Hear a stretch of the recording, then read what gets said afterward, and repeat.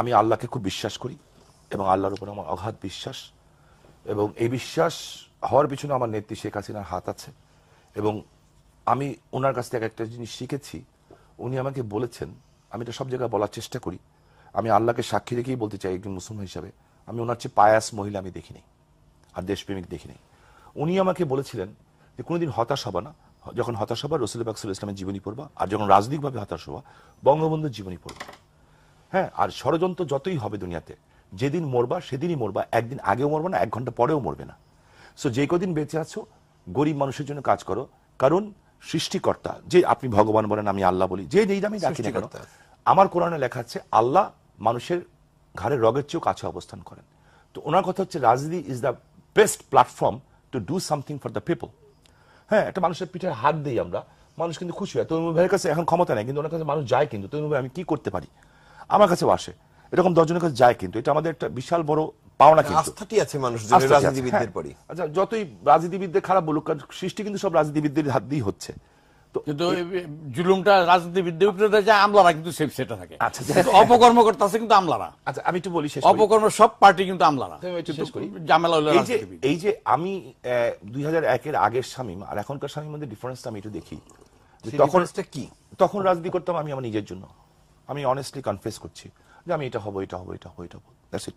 আর প্রথমে যখন এসেছি তখন এসেছি একটা জিনিস নিয়ে, ক্লাস 8-এ থাকা অবস্থায়, বঙ্গবন্ধু হত্যার বিচার চাই, বুঝি নেই কিছু, এই লোকটাকে মেরে ফেলেছে, বঙ্গবন্ধু মানে স্বাধীনতা, এটা হত্যার বিচার চাই। এই করতে করতে শৈশব পার করেছি, কিশোর পার করেছি, যৌবন পার করেছি। যখন বুঝেছি তখন আবার চিন্তা করেছি যে অন্যান্য পলিটিশিয়ানদের মতো যে ওকে ফাইন, আমাকে এই জায়গায় যেতে হবে। বাট আজকে যে রাজনীতিটা করি সেটা আল্লাহকে খুশি করার জন্য, কারণ এইটা আমার নেত্রী আমাকে শিখিয়েছেন। আমি আল্লাহকে সাক্ষী রেখে বলতে চাই আপনাকে, যে শিখিয়েছেন যে যেই কদিন বেঁচে আছে গরিব মানুষের জন্য করো, কারণ মানুষকে খুশি করি আল্লাহকে খুশি করা যায়। তো ওনার কাছ থেকে আরেকটা জিনিস শিখেছি, যে ধৈর্য ধরো, যে ধৈর্য ধারণ করে তাকে আল্লাহ পছন্দ করেন, আর যে ক্ষমা করতে পারে তাকে আল্লাহ পছন্দ করেন। তো প্রথম আমার নামই নেই, এই জন্য অনেক কথা অনেক পত্রিকা লিখেছে এবং মিথ্যা কথা লিখেছে কয়েকটা পত্রিকা, যারা 111 ক্রিয়েট করতে চায়, যে সমস্ত পত্র পত্রিকা আমার নেত্রী পার্লামেন্টে বলেছেন পড়েন না, ওনারা আমাকে প্রভোগ করেছেন যাতে আমি এমন কিছু কথা বলি যাতে আমার নেত্রীর বিরুদ্ধে যায়। বাট ওনারা একটা জিনিস বুঝেন নাই, যে আমি শামীম ওসমান বোমা হামলায় আমার হাত উড়ে গেছে, পা ক্ষতবিক্ষত হয়েছে, কিন্তু যখন আমি শুয়েছিলাম, অঞ্জনদা আপনার নিশ্চয়ই মনে আছে, আমার যখন জ্ঞান ফিরেছে আমাকে জিজ্ঞেস করেছে তুমি কিছু বলবে, আমি কানে শুনতে আসছিলাম না কিছু, আমি তখন একটা কথা বলেছিলাম, শেখ হাসিনাকে বাঁচান। বিকজ আমি মনে করি আমি শামীম মরে গেলে দেশে কিচ্ছু ক্ষতি হবে না। বঙ্গবন্ধু মরে যে দেশ 200 বছর পিছিয়েছে, শেখ হাসিনা আবার বাংলাদেশের মানুষকে স্বপ্ন দেখাচ্ছেন, সেটা হলো অর্থনীতি মুক্তির সংগ্রাম স্বপ্ন।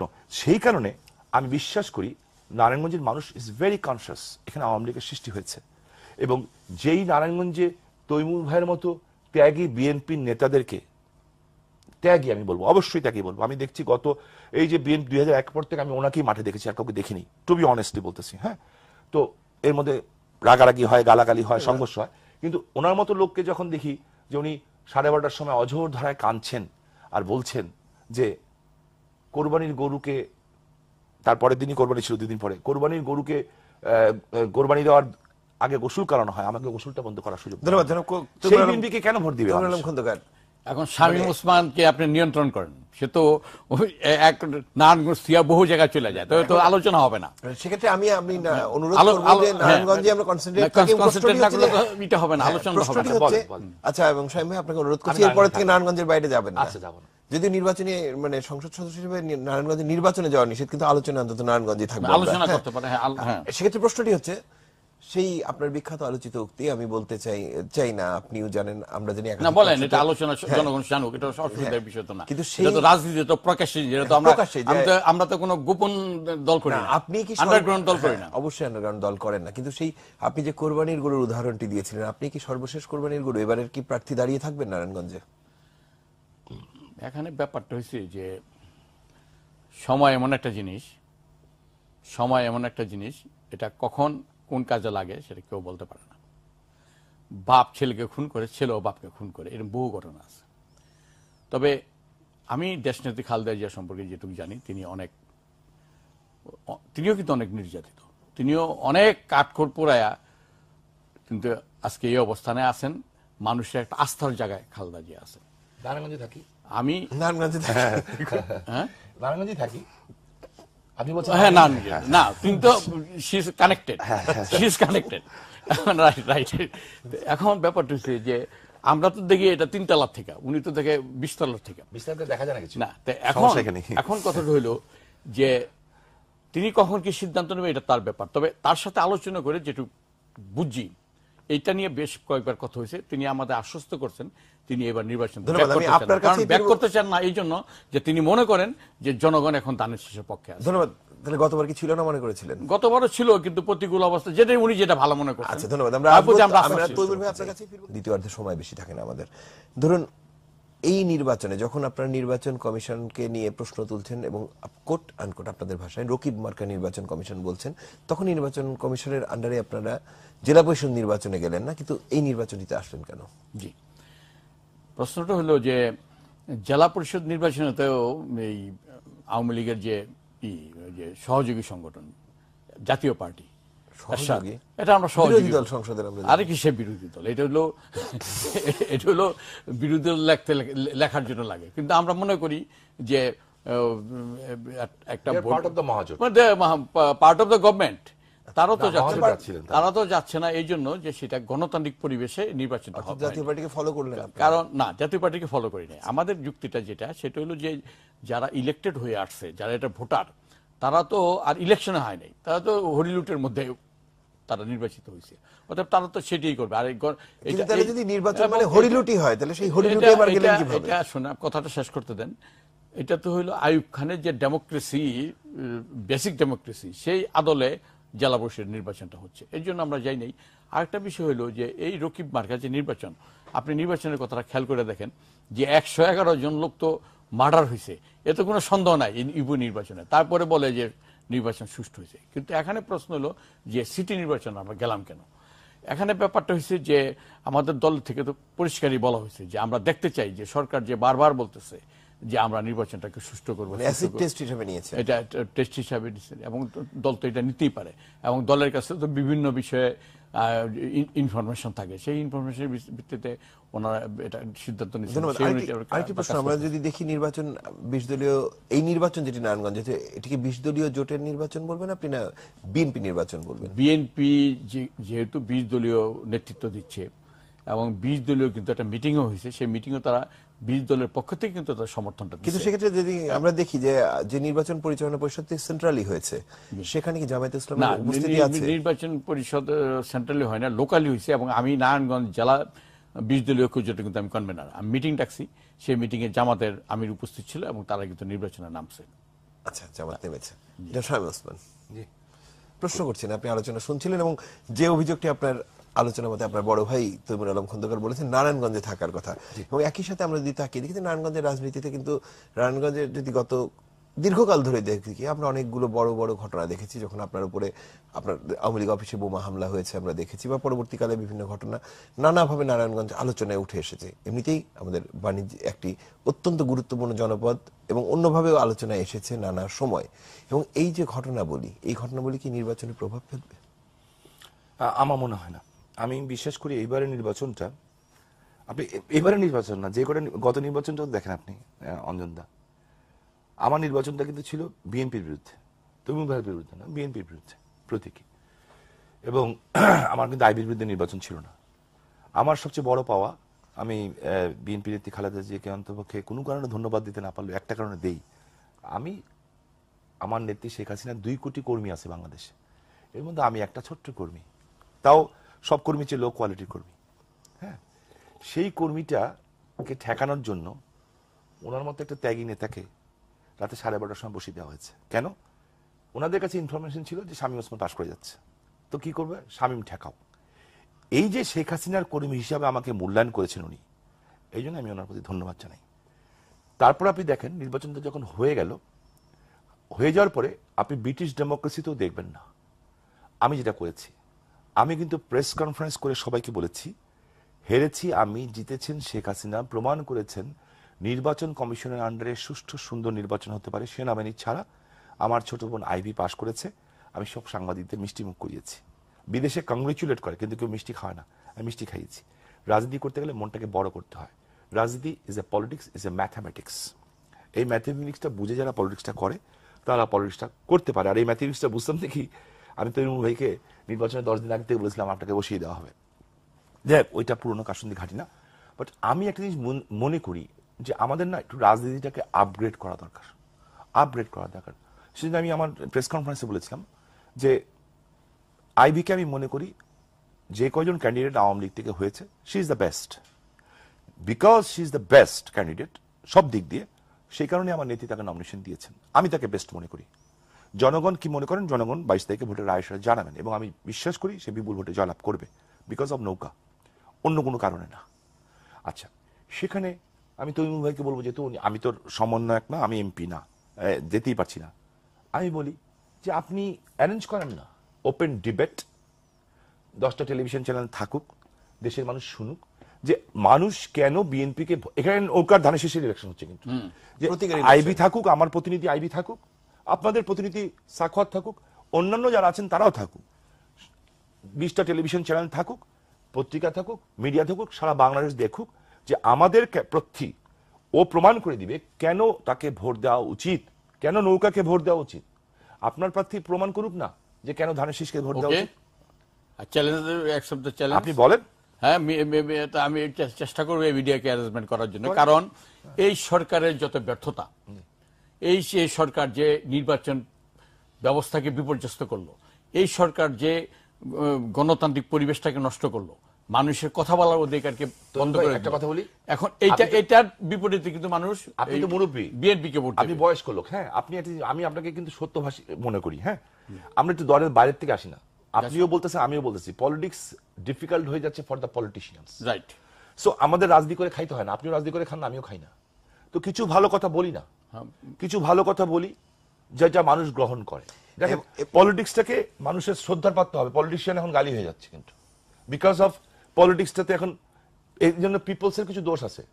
এই জন্য আমি যে মৃত ব্যক্তির সম্বন্ধে কথা বলতে নেই, আল্লাহ মাফ করুক, জিয়াউর রহমান একটা কথা বলেছেন, I will make politics difficult for the politicians. আজকে আমি ইউনিয়ন পরিষদে যখন একটা ভালো প্রার্থী দেই, আমাকে আমার দলের সাধারণ মানুষ জিজ্ঞেস করি, ভাই ও ভালো, he is the best man, তার গায়ে কোনো কলঙ্ক নাই, বাট পাবলিকের উত্তর হচ্ছে, জেনারেল পাবলিক বলে ওই কি ইলেকশন করবো, কাছে টাকা নাই, এবং এই reality, this is the reality, টাকা নাই। এই রিয়েলিটিতে দাঁড়িয়ে যখন আমরা দেখছি, যেটি জনাব শামীম ওসমানও বলেছেন, তমিনুল আলম খন্দকার আপনার কাছে আসছি, ডেমোক্রেসি ইন্টারন্যাশনাল একটি জরিপের কথা শামীম ওসমান উল্লেখ করেছেন, যেখানে 38 এবং 5%, এই জরিপটিকে আপনি কিভাবে দেখবেন? আমি মনে করি তারা বায়াসড, কারণ ইন্টারন্যাশনাল কিছু অর্গানাইজেশন আছে যারা নোবেল পুরস্কার দেয়, নোবেল পুরস্কারের কিন্তু এখন প্রকাশ পাচ্ছে যে তারা বায়াসড হয়ে দেয়। থ্যাংক ইউ, এটা সত্যি কথা। বব ডিলান প্রত্যাখ্যান করেছেন, কিন্তু অনেকে সগর্বে নেন। এবং যেমন ধরেন যে সূচি, সে যে অপকর্মটা ইয়ে করতেছে, মিয়ানমারে করতেছে, সে কি এই শান্তি পুরস্কার, নোবেল পুরস্কার পাওয়ার উপযুক্ত? তার মানে এখন ব্যাপারটা হচ্ছে যে, আমি আপনার একটা কথা বলি, সেটা হলো যে রাজনীতির যে পরিবেশ, রাজনীতির যে অবস্থান, এটা কিন্তু রাজনীতিবিদদের হাতে নাই, এটা কিন্তু চলে গেছে অন্য জায়গায়। কিন্তু তারপরে থার্ড ব্লক যে পলিটিক্সটা, এটা কিন্তু ওই ষড়যন্ত্র কিন্তু বন্ধ হয় নাই। সে মারা পড়বে পলিটিশিয়ানরা, জয়লাভ হবে ওই টাকাওয়ালাদের, যারা এসিতে বসা, ড্রয়িং রুমে বসা এই কলম দিয়ে, পেন্সিল দিয়ে তারা নীল নকশা তৈরি করে, এবং it will be very soon, এই খুব অল্প দিনের মধ্যে আপনি দেখবেন যে একটা রাজনীতির উপরে একটা বিপর্যয়। ধন্যবাদ। কিন্তু একই সাথে প্রশ্ন হচ্ছে, আপনি আগামী নির্বাচন যেটি হতে যাচ্ছে নারায়ণগঞ্জে 22 তারিখে, সেই নির্বাচনটি আপনার হিসাব মতো, যেটি আপনাদের সেই নির্বাচন কেন্দ্রিক দাবি রয়েছে, আপনারা বলেছেন একাধিকবার, কিন্তু আপনি আপনার জায়গা থেকে কিভাবে দেখছেন এই নির্বাচনটিকে? আপনারা তো, বা এত গণমাধ্যমের উপস্থিতি থাকছে, সেক্ষেত্রে নির্বাচনটিকে নিয়ে কি আপনাদের কোনো প্রশ্ন রয়েছে, বা আপনাদের এই দাবিটি সপক্ষে যুক্তি কি সেনা মোতায়েনের? সেনা মোতায়েনের পক্ষে যুক্তি হইল, মিডিয়া কিন্তু এই ঢাকা সিটি নির্বাচন ছিল, কিন্তু মিডিয়াকে যখন বের করে দেওয়া হয়, মাইরা পিঠা এই মিডিয়ার নিয়ে যাওয়া হয়, যে যন্ত্রপাতি নিয়ে যাওয়া হয়, তখন মিডিয়া কিভাবে করবে? অতএব সেখানে সেনাবাহিনীর কাজটা কি? মানুষের নিরাপত্তা দেওয়া।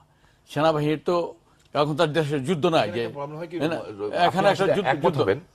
এই যে আমি ঢাকা ইলেকশন দেখছি, ঢাকা ইলেকশন কিন্তু মেয়র ইলেকশনে ঝামেলা হয়নি, বেসিক্যালি সমস্যা হয়ে যায় লোকাল ইলেকশনে, কাউন্সিলরদের মারামারি। না, আমি ইলেকশনটা দেখছি, মেয়র ইলেকশন তো আমরা সাথেই ছিলাম, 100% সাথেই ছিলাম মেয়র ইলেকশন। আমি এটা বলি, খালেদা জিয়ার গাড়িতে হামলা হয়েছে, খালেদা জিয়ার গাড়িতে, তিনি একজন এক্স প্রাইম মিনিস্টার, একজন সিনিয়র নেত্রী, তিনি এখানে মাননীয় প্রধানমন্ত্রী শেখ হাসিনা আমাদের কাছে একটা শ্রদ্ধার পাত্র, এবং পাশাপাশি খালেদা জিও একটা শ্রদ্ধার পাত্র। মাননীয় প্রধানমন্ত্রী একটা হামলা হইলে আমার খুশি হওয়াটা কিন্তু আমার জন্য একটা বোকামি। 21 আগস্ট খুশি হয়েছিল না, প্রশ্নই ওঠে না এটা খুশি হওয়ার। এবং তোমার উপরে যে হামলা হয়েছে, যদি আমি সেখানে 1 নম্বর আসামি, সেটাও আমি খুশি হইনি। আমি মনে করি এটা আমি এটা খুশি হওয়ার কোনো মানুষের পক্ষে সম্ভব না, এত মর্মান্তিক ঘটনা। এখন প্রশ্নটা হইল যে আমরা আমাদের অবস্থান তো ঠিক রাখতে পারতেছি না, এবং কোন এই রাজনৈতিক পরিবেশটা যেভাবে যাচ্ছে, যে আমি খুব আশান্বিত আর কি, আশাবাদী না, আমি শঙ্কিত যে পলিটিশিয়ানরা পলিটিক্স স্টার্ট করতে পারবে। আপনার মধ্যে আমি কিন্তু এক ধরনের মানে দুঃখ বোধ পাচ্ছি, কারণ আপনি পলিটিশিয়ানরা পলিটিক্স রাখছেন না, এটি 5 বার বললেন। স্টেট বলতে চাই, এবং এইটাই হচ্ছে। এবং আপনি মনে করেন যে 1/11 যে হয়েছে কি একদিনে হয়েছে? বহু চিন্তার চেতনার পর, বহু প্ল্যান প্রোগ্রামের পর 1/11টা পরিস্ফুটিত হয়েছে। এখনো যে দুই নেত্রীর পাশে 1/11 ওরা নাই, এটা কিন্তু অস্বীকার করার উপায় নেই, এবং 1/11 ওদের কিন্তু বিচার করা যায় না। 1/11 ব্যাপার যারা করছে, এখনো যারা দুই নেত্রীর পাশে আছে, তাদের কিন্তু বিচার হয় নাই, তাদের বিরুদ্ধে কিন্তু অ্যাকশন নিতে পারে নাই কেউ। ভাই আপনি তো আমাদের সিনিয়র, একটা কাজ করি না আমরা, ধরেন কোন জায়গা থেকে তো মানুষ একটা জিনিস শুরু করে। আমরা এই নারায়ণগঞ্জে আওয়ামী লীগের প্রতিষ্ঠা হয়েছে, আপনি তো জানেন, আপনি আমার বাবারও আমাদের বাড়ি থেকে হয়েছে। 52 সালে নেতৃত্ব দিয়েছে নারায়ণগঞ্জ, 66 নেতৃত্ব দিয়েছে নারায়ণগঞ্জ, তখন আপনারা ছাত্র নেতা ছিলেন। 69 নেতৃত্ব দিয়েছে নারায়ণগঞ্জ। আমরা একটা কাজ করি, আমি তো যেতে পারছি না, আপনি উদ্যোগ নেন যে নারায়ণগঞ্জের ইলেকশনটাকেই আমরা একটা মডেল করি, একটা সুষ্ঠু সুন্দর নির্বাচন আমরা চেষ্টা করি। আমি আপনাকে বলছি, দায়িত্ব নিয়ে বলছি, আমার নেত্রীকে আমি জানি, ওনার প্রধানমন্ত্রী হিসেবে নির্দেশ না, দলের সভানেত্রী হিসেবে ওনার নির্দেশ আছে, কোনো অবস্থাতেই নির্বাচনে কোনো শক্তি প্রয়োগ করা যাবে না।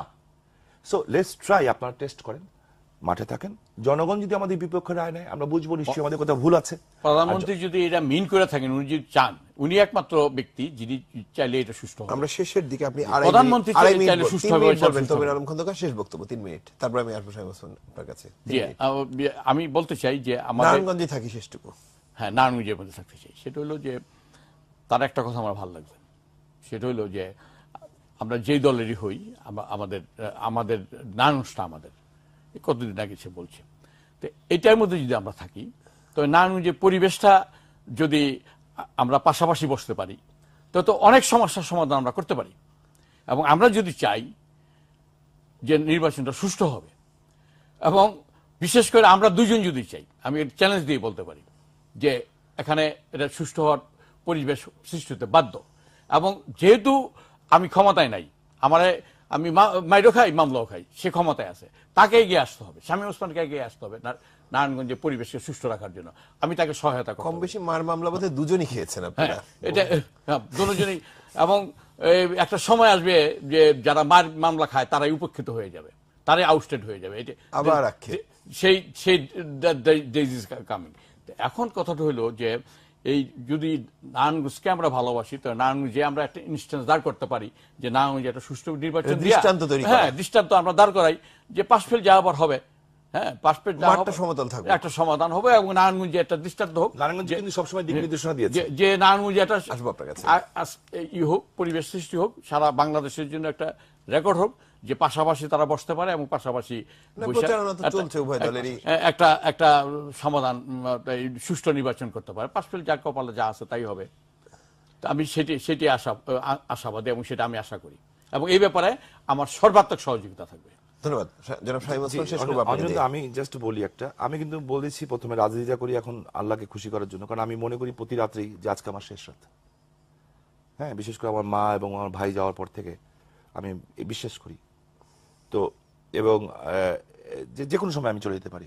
আমাদের শাকিল চলে গেল, হ্যাঁ, বাচ্চা ছেলে, হ্যাঁ, এত বড় একটা ওর মতো ভালো মনের মানুষ নাই হয়ে গেল।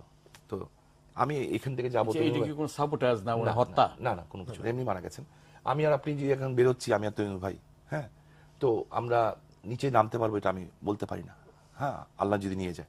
সো দেখেন, নির্বাচনটাই কিন্তু সমস্যা না, আইবি মেয়র হোক কিংবা সাখাওয়াত মেয়র হোক, এটা আমি বিশ্বাস করি আল্লাহর দুটো নাম আছে, ইয়া মুইজ্জু ইয়া মুজিল্লু। আল্লাহ যাকে সম্মান দিতে চান সে সম্মান পায়। হুকুম যেটা হবে আল্লাহর তরফ থেকে সে বাইরে কেউ যাওয়ার ক্ষমতা রাখে না, right. চেষ্টার মালিক আমরা, ঠিক আছে। বাট এর বাইরে অনেক ইম্পর্টেন্ট কাজ আছে। এই যে দেশটাকে আমরা গড়ছি, তরুণ ভাই তরুণার জায়গা থেকে, আপনি আপনার জায়গা থেকে, আমি আমার জায়গা থেকে, কে এনজয় করবে? Next generations. এই নেক্সট জেনারেশনকে আপনি কোথায় দিয়ে যাচ্ছেন? চেষ্টা তো করছেন, আপনি নেত্রী চেষ্টা করছেন ইকোনমিক্যালি ডেভেলপ করার জন্য। আমি কিন্তু একটা স্লোগান নিয়ে নেমেছি, মাদক, সন্ত্রাস এবং জঙ্গিবাদ মুক্ত আধুনিক নারায়ণগঞ্জের প্রত্যয়। আজকে বাংলাদেশে এমন কোন গ্রাম আছে যেখানে মাদক নাই?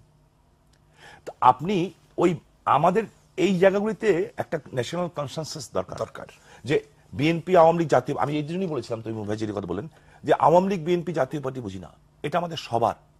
আমাদের নেক্সট জেনারেশনকে আমাদের মাদক থেকে বেরিয়ে আনতে হবে। যে মাদক খায় তাকে আমি দোষী করি না, কারণ সে অ্যাডিক্টেড, কিন্তু যে মাদক বেচে, সে ৭১-এ রাজাকার আলবদর আলসাম যেমন দেশের জন্য ক্ষতিকর ছিল, সে ঠিক সেই পরিমাণ ক্ষতিকর। সো আমাদের ফাইট করতে হবে। আর আমার শেষ বক্তব্য হচ্ছে, আমি তো ভোট যেতে পারবো না আমার ছোট বোনের জন্য, তবে আমি এটুকু বলবো যে she is the fittest candidate. I hope যে মানুষ তাকে সুযোগ দেবে। ধন্যবাদ। শেষ করতে হচ্ছে, ধন্যবাদ। মানুষ যদি সুযোগ পায় ধানের শেষ পাস করবে ইনশাল্লাহ, এটুকু আশ্বাস। ধন্যবাদ, ধন্যবাদ। আমি তো কইতে পারি না, বড় আক্ষেপ। ধন্যবাদ জানাব। আইসক্রিম খাওয়াবো আপনাকে। ঠিক আছে, ধন্যবাদ জানাব তৈমুর আলম খন্দকার।